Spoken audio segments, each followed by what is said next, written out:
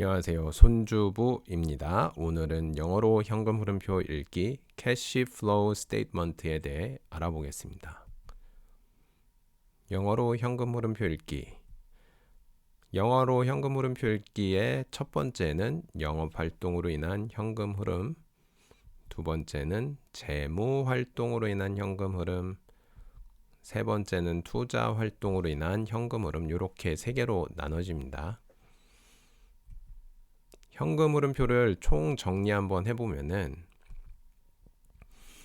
현금 흐름표는 아까 말씀드렸듯이 세 가지 종류로 나눠집니다. 영업활동, 투자활동, 재무활동. 근데 영업활동은 말 그대로 영업, 이 회사의 본업을 통해서 현금을 벌어들이는 거를 영업활동으로 인한 현금 흐름이라고 말하고, 그 다음에 투자활동으로 인한 현금 흐름은 이제 기업이 미래를 위해서 다양한 투자 활동을 하지 않겠습니까? 그때 발생하는 현금 흐름을 투자 활동으로 인한 현금 흐름이라고 얘기를 합니다. 그래서 투자 활동으로 인한 현금 흐름은 대개는 마이너스인 경우가 많겠죠. 왜냐면은 어떠한 곳에 투자를 할 테니까요. 미래를 위해 계속 기계도 사들이고, 그리고 좋아 보이는 회사를 또 사들이기도 하고, 그렇기 때문에 투자 활동은 마이너스인 경우가 많습니다.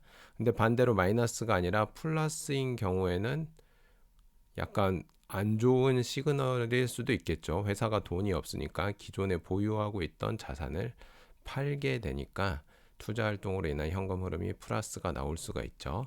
그 다음에 재무 활동으로 인한 현금 흐름은 뭐다? 여기에서 재무의 뜻이 뭐예요? 재무는 finance인데 영어로는 각종 활동인데 돈을 끌어당기는 활동이에요.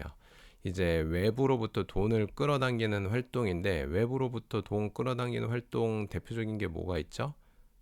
일단 은행에 가서 대출 받는 것도 재무 활동이겠고, 그 다음에 또 뭐가 있겠죠? 네, 맞아요. 회사채를 발행을 하는 것도 재무 활동이에요. 그러니까 회사채 발행을 하든 대출을 받든 재무 활동으로 인한 현금 흐름, 또 뭐가 있죠? 재무 활동. 네, 맞아요. 주식을 발행하는 거죠. 주식을 발행하면은 돈이 들어오잖아요. 주식을 발행해서 팔면은 그걸 또 다른 말로 유상증자라고 하죠. 그래서 생각을 해보세요. 그러면은 이제 기업의 생애 주기별로 어떤 식으로 현금 흐름이 이루어지는지 생각을 해보면은, 성장기, 이제 막 태어났을 때는 영업 활동으로 인해서 마이너스일 경우가 많아요. 그리고 이제 조금 자라면은 플러스로 전환이 되겠죠. 그리고 투자 활동은 성장기에는 뭐예요? 성장기 어린이니까 한창 먹어야 될 때죠. 그러니까 마이너스 되겠죠. 계속 꾸준하게 투자를 할 시기예요. 성장기. 그 다음에 재무 활동 플러스죠. 재무 활동 이때 생각을 해보세요. 투자를 어마어마하게 하면서 돈을 어마어마하게 먹고 있는 시기예요. 그렇기 때문에 재무 활동을 통해서 돈, 자금을 조달을 해야 되겠죠. 그래서 성장기의 경우 대개는 마이너스 마이너스 플러스 혹은 플러스 마이너스 플러스의 형태를 지닙니다. 그 다음에 두 번째, 성숙기가 된 거예요. 그러면 기업이 어느 정도 안정적으로 운영되고 있는 상태인 거죠. 이럴 때는 영업활동으로 인한 현금 흐름 당연히 플러스일 거고, 성숙한 기업이더라도 미래를 위해서 지속적으로 투자 활동을 하죠. 이거를 이제 다른 말로 캐피탈 익스펜디처 혹은 캐펙스라고도 얘기를 하고, 투자 활동을 지속하기 때문에 마이너스가 되고, 그리고 재무 활동은 이제 더 이상 플러스일 필요가 없어요. 이제 마이너스면 돼요. 마이너스인 이유는 뭐다? 여기에서 아까 전에 대출 받으면 플러스였던 거고, 이게 마이너스로 떴다는 얘기는 이제 대출을 상환을 했다라는 뜻이에요. 대출 상환하니까 돈이 나가니까 마이너스인 거고, 그리고 영업활동 통해서 돈을 많이 벌었잖아요. 그러니까 여기에서 자사주 매입을 하고, 또 뭐죠? 배당금을 배당을 하는 거예요. 그러면 자사주 매입과 배당금은 회사로부터 돈이 나가는 거니까 마이너스겠죠. 그래서 재무 활동으로 인한 현금 흐름이 마이너스를 띠게 된다. 전환기는 뭐다? 성숙기에서 이제 회사가 점점 경쟁력을 잃어서 전환기로 접어드는 거예요. 이제 사람으로 따지면 이제 3, 40대 정성기를 지나서 이제 50대, 60대 전환기에 접어드는 거죠. 요때 기업의 경우에는 이제 수익성이 점점 악화가 되는 거예요.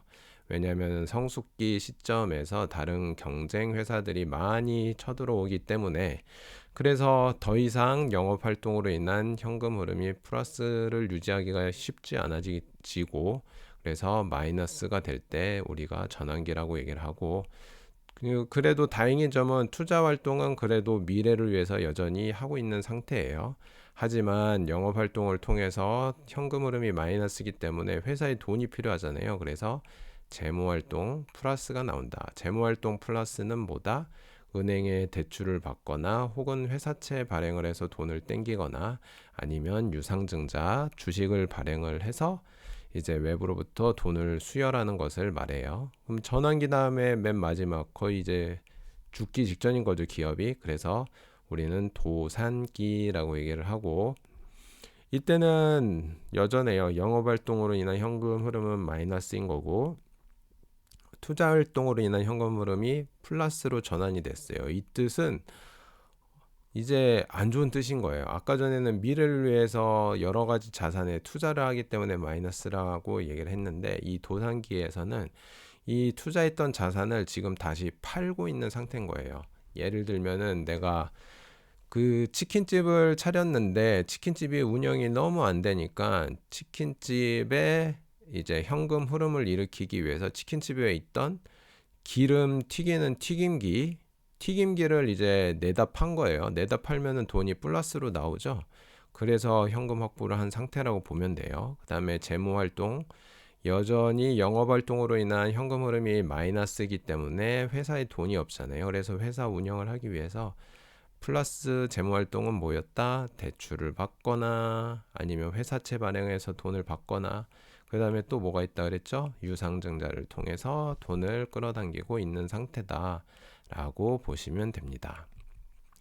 조금 깊게 들어가서 영업 활동으로 인한 현금 흐름을 어떻게 구하는지 이제 식으로 보면은, 일단은 단기 순이익부터 시작을 해요. 이거 어디에 있는 거였죠? 손익계산서에서 맨 밑에 있는 단기 순이익 찾아오시면 되고, 이 단기 순이익은 영어로 net income이라고 합니다. 그래서 net income, 단기 순이익에서 시작을 해서 영업 활동으로 인한 현금을 어떻게 구하냐면은, 각종 비용 중에서 비현금성 비용이라는 게 있어요. 말 그대로 진짜 돈이 나간 게 아니라 그냥 형식상으로 돈이 나간 것처럼 표시를 하는 거예요. 대표적인 게 감가상각비, 이거 실제로 돈이 나가지 않지만 감가상각이 이루어지죠.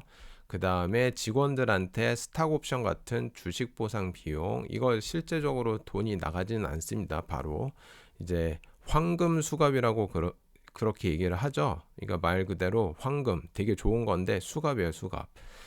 이제 직원들이 일정 기간 이상을 일을 해야지만 이제 스톡 옵션 받은 거를 이제 시장에 내다 팔아서 현금화를 할 수 있기 때문에 이제 황금 수갑이란 얘기를 하고, 그 다음에 단기 순이익 더하기 비현금성 비용, 이거는 다시 더해주고, 왜냐면은 실제로 나간 돈이 아니니까.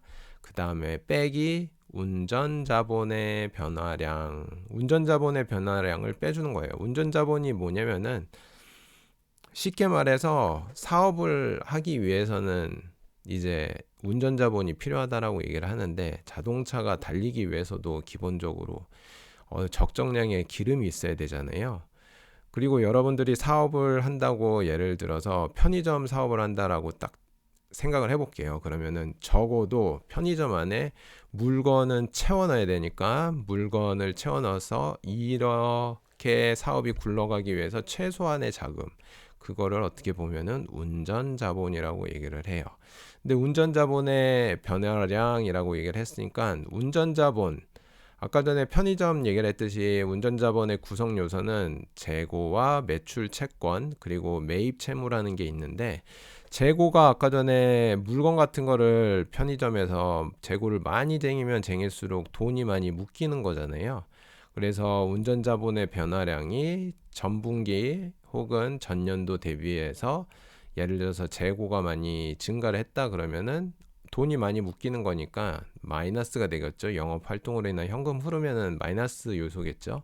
그리고 매출 채권은 뭐였죠? 우리가 배웠을 때 매출 채권은 소비자로부터 판매를 한 다음에 현금을 바로 받는 게 아니라 바로 매출 채권으로 외상의 형태로 받는 걸 매출 채권이다라고 그래요.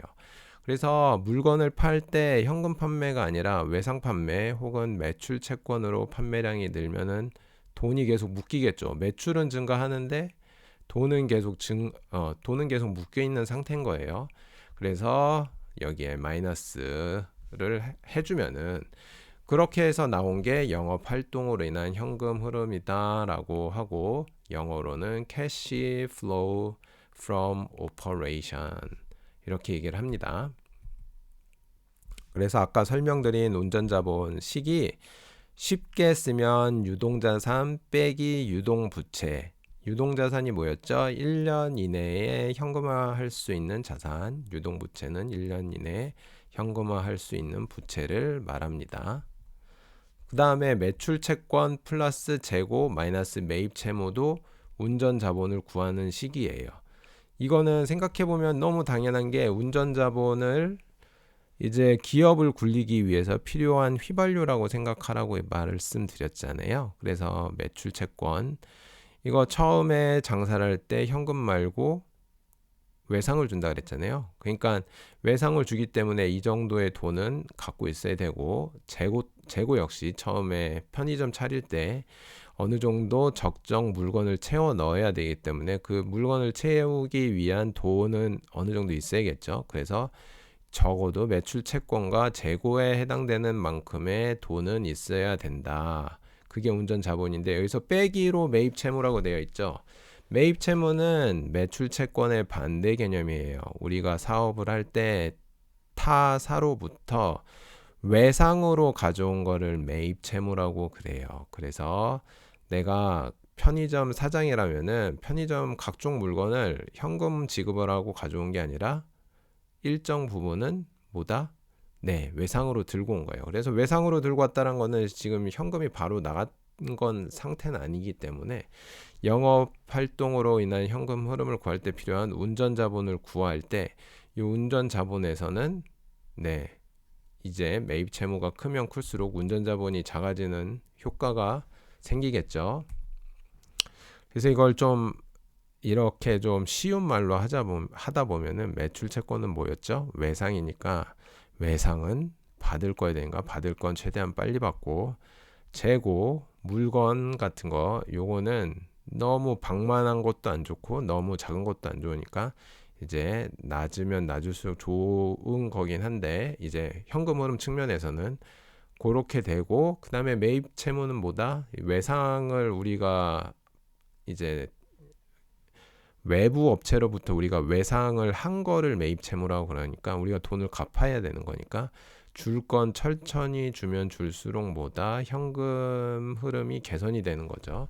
그래서 이제 다시 한번 반복하면 받을 건 빨리 받고 재고는 최소화하고 줄 건 천천히 주면은 영업 활동으로 인한 현금 흐름을 개선시킬 수가 있다. 근데 줄 건 천천히 주되 이걸 좀 너무 심하게 하면은 상도덕이 어긋나니까 업계에서 평판이 안 좋아지겠죠. 그래서 재고 역시 너무 최소화 시켜버리면은 갑자기 판매량이 늘었을 때 편의점 떠올려 보세요. 그날 뭐 월드컵 하는 날이어서 갑자기 판매량이 폭증을 하는 거예요. 근데 재고가 없으면은 그만큼 해당하는 매출을 일으킬 기회를 놓치게 되니까 요것도 적절하게 가져가야 되고 받을 건 빨리 요거 받을 건 빨리 받는 것도 네 적당하게 해야겠죠. 업계에서 중간 수준에서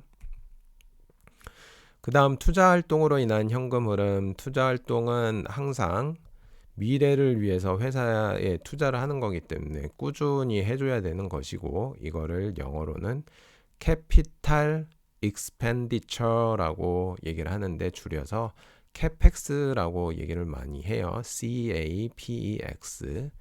그 다음에 투자 활동을 이제 자산을 우리가 매입하는 거 기계 같은 걸 사들이는 것도 있겠지만 회사의 주식을 사들이는 걸 통해 가지고 그래서 투자 활동을 할 수도 있어요. 그래서 이러한 것들 대표적으로 최근에 예를 들면은 엔비디아 같은 경우에 인공지능 관련된 회사들의 주식을 엄청 사들이고 있어요. 지금 돈이 많아서. 그 다음에 여기에도 나와 있지만 다른 회사의 주식을 매입하는 거. 근데 이제 매입할 때 전략적 이유가 무엇인지 확인하는 과정이 필요하다. 가끔 우리나라에서는 좀 안 좋은 케이스로 뭐 친한 친구 아니면 친척 이제 주식을 전략적 이유와는 전혀 상관없이 부탁을 받아서 회사 주식을 매입하는 거다라면은 그거는 별로 회사를 위해서 좋은 선택은 아니겠죠. 그리고 연구개발 비용이 투자활동으로 인한 현금 흐름에 들어갑니다. 그 다음 재무활동. 재무활동은 무엇이다라고 얘기를 하냐면은 파이낸스 영어로는 각종 다양한 활동인데 돈을 조달하는 활동을 재무활동이라고 얘기를 해요. 그래서 아까 전에 플러스가 나오면은 주식을 발행해서 돈을 가져오거나 회사채를 발행을 해서 돈을 가져오거나 아니면은 은행에 가서 아니면 각종 금융기관에서 돈을 빌리는 것을 이제 플러스로 나오겠죠. 왜냐하면 돈이 들어오는 거니까 회사에. 반대로 마이너스는 배당금. 이제 외부로 배당금 주주한테 지급하는 거 아니면 자사주 매입할 때 그리고 대출 빌린 거를 다시 갚을 때 요거는 재무활동으로 인한 현금 흐름이 마이너스가 될 겁니다.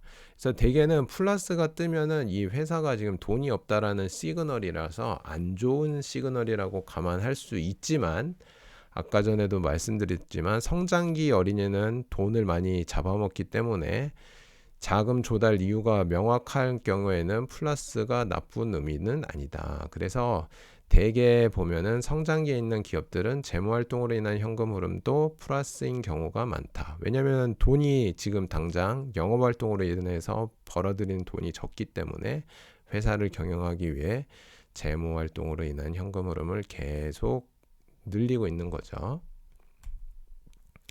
그래서 성장기 어린이 실제 사례를 한번 들어볼게요. 요거 클릭해서 들어가 보면은 성장기 어린이 중에서 대표적인 게 템퍼스 AI라는 회사가 있어요. 이 회사 굳이 제가 왜 선택을 했냐면은 왠지 아실 것 같아요. 요즘에 우리나라에서 핫한 기업이죠. 왜냐면은 낸시 펠로시라는 전 민주당 하원 의장이 샀기 때문이죠. 올해. 그래서 여기를 잘 촉촉촉 내려가서 보면은 cash from operations라고 되어 있는 게 뭐다? 영업 활동으로 인한 현금 흐름인데 지금 현재는 괄호로 쳐 있기 때문에 마이너스라는 뜻이에요. 100만 달러 단위라서 100만 천만억 1.8억 불 마이너스가 났습니다. 그 다음에 cash flow from investing activities 그러니까 이거는 투자 활동으로 인한 현금 흐름인데 보세요. 이것도 마이너스죠. 왜냐하면 미래를 위해서 회사는 계속 투자를 해야 된다고 제가 말씀을 드렸었죠. 그래서 캐피탈 익스펜디처가 이제 미래를 위해서 뭐 중요한 기계를 뭐 설비 투자 같은 거 이런 걸 캐피탈 익스펜디처라고 얘기를 하고 invest in marketable and equity securities 이건 무슨 뜻이냐면은 이제 주식에 투자를 한 거예요. 이제 여기다가 투자를 하면은 회사에 도움이 될 만한 회사의 주식을 매입을 해서 일정 지분을 가져가는 것을 말을 합니다. 그 다음에 이 회사는 재무 활동으로 인한 현금 흐름이 어찌됐건 지금 앞서 두 개가 마이너스였잖아요. 그래서 여기는 무조건 플러스가 날 수밖에 없죠. 왜냐하면 회사 경영을 해야 되니까. 그래서 돈을 어떻게 마련했나 보니까 유상증자를 통해서 돈을 대부분 마련을 했고 유상증자 중에서도 보통주 발행 그리고 보니까 여기에 우선주 발행을 통해서 돈을 많이 확보하고 있는 모습을 볼 수 있습니다.